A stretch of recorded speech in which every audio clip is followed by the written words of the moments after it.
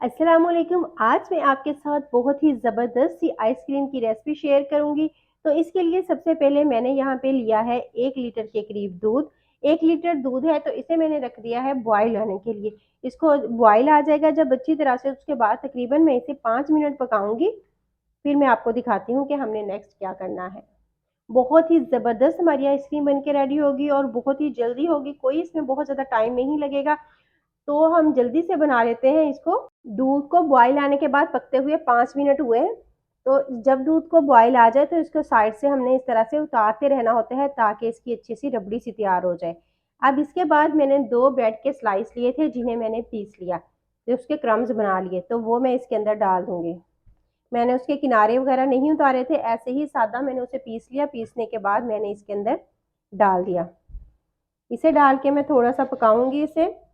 और इसके बाद नेक्स्ट मैंने इसके अंदर डाल देनी है चीनी।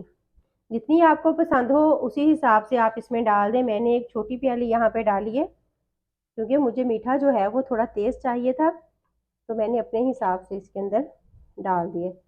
तो मैं अब इसे पकाऊंगी मज़ीद थोड़ी देर के लिए। हमने इसको थोड़ा गाढ़ा गाढ़ा करना है, तो इसलिए हमें इसको पकाना जो है वो ज़्यादा पड़ेगा। अगर आप फ्रेश दूध इस्तेमाल कर रहे हैं तो उसके लिए आपको और ज़्यादा पकाना पड़ेगा। मैं चूँकि डब्बे का इस्तेमाल कर रही हूँ, वो पहले से गाढ़ा होता है, तो उसके लिए आपको बहुत ज़्यादा इसे पकाने की ज़रूरत नहीं पड़ेगी।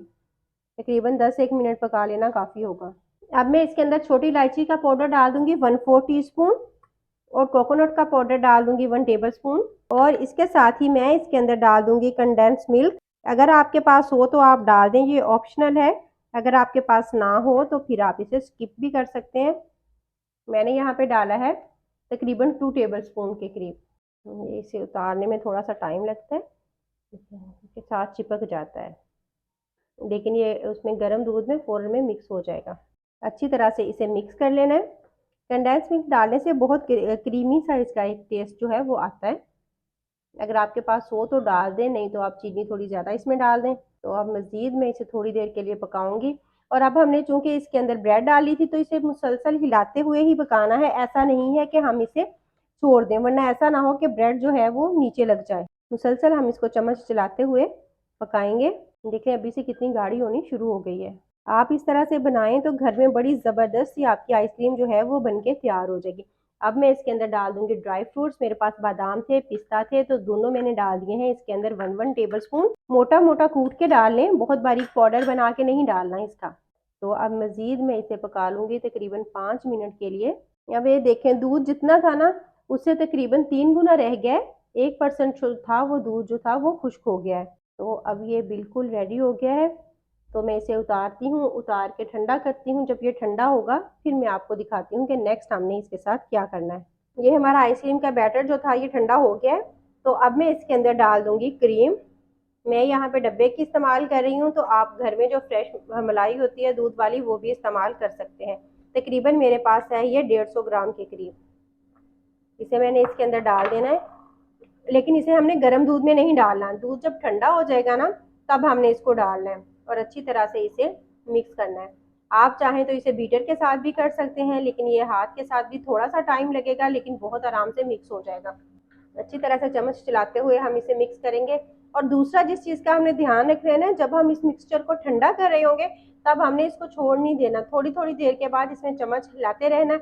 ऐसा ना हो कि इसके ऊपर बहुत मलाई की ना वो थिक सी लेयर आ जाए, तो वो खाने में फिर अच्छी नहीं लगती। तो इस चीज़ का स्पेशल ध्यान रखना है। ये छोटी छोटी चीज़ें होती हैं जिनका अगर हम ध्यान रखें ना तो हमारी जो चीज़ है वो बहुत ज़बरदस्त बनती है। कुछ भी बना रहे हो तो छोटी छोटी टिप्स का ख्याल रखना जो है वो बहुत ज़्यादा ज़रूरी होता है। ये देखेंगे मिक्स हो गई है। बहुत हमारी हेल्दी सी रेसिपी है और बच्चों को तो ये आइसक्रीम बहुत पसंद आती है, चाहे गर्मी हो या सर्दी हो। बच्चे तो बिल्कुल भी नहीं इसको छोड़ते। ये मिक्स हो गया है। तो अब आप इसे किसी भी चीज़ में डाल के फ्रीज कर सकते हैं। आप चाहें तो आइसक्रीम वाले जो सांचे होते हैं उसके अंदर डालें और इसे फ्रीज कर लें। आप चाहें तो किसी आइसक्रीम वाले बॉक्स में डालें और इसे फ्रीज कर लें। चाहे इस तरह से घर का कोई भी डब्बा पड़ा हो आप उसके अंदर डालें और इसे फ्रीज कर लें। जिस भी चीज़ में चाहें आप इसको डाल के फ्रीज कर सकते हैं, लेकिन इसे ठंडा अच्छी तरह से करना बहुत ज़्यादा ज़रूरी है। और ये बर्तन को भी साफ करना चाहिए कि ताकि हमारी कोई भी चीज़ जो है वो ज़ाया ना हो। ये हो गया है। तो अब जिस चीज़ का हमने ध्यान रखना है ना वो ये है कि इसे हमने कवर बहुत अच्छी तरह से करना है। अगर हम इसे कवर किए बगैर फ्रिज में रखेंगे ना तो इसके अंदर आइस क्रिस्टल बन जाएंगे। तो इसलिए मैंने इसे अच्छी तरह से इसका बंद कर दिया और अब इसे 6 से 8 घंटे के लिए मैं फ्रिज में रखूंगी, या इतनी देर के लिए ये बिल्कुल अच्छी तरह से जम जाए। तो 6 से 8 घंटे के बाद मैं आपको दिखाती हूँ। आइसक्रीम हमारी तैयार हो गई है। पूरी रात मैंने इसे फ्रीज किया था और पूरी रात के बाद आप ये देखें इसकी फाइनल लुक। तो इसे मैं अब निकाल लेती हूँ। थोड़ा सा हम बर्तन को प्रेस करेंगे तो ये आराम के साथ निकल आएगी। इसके ऊपर आप चाहें तो कोई भी ड्राई फ्रूट्स जो आपके पास हो वो आप इसमें इस तरह से डाल दें। ज़बरदस्त सी आपकी होममेड आइसक्रीम जो है वो रेडी है। तो मैं इसकी कटिंग करती हूँ और कटिंग करके फिर आपको दिखाती हूँ। तो ये बिल्कुल इसकी कटिंग हो गई है। तो इसी तरह से जिस साइज़ में आप चाहें तो आप इसको काट लें। ये है हमारी आइसक्रीम की फाइनल लुक। अगर आज की रेसिपी आपको अच्छी लगी हो तो आप इसे लाइक कीजिएगा। चैनल पर न्यू हैं तो इसे ज़रूर सब्सक्राइब कीजिएगा। आज की रेसिपी आपको कैसी लगी मुझे कमेंट सेक्शन में ज़रूर बताइएगा और अपना रखिएगा बहुत सारा ख्याल। अल्लाह हाफिज़।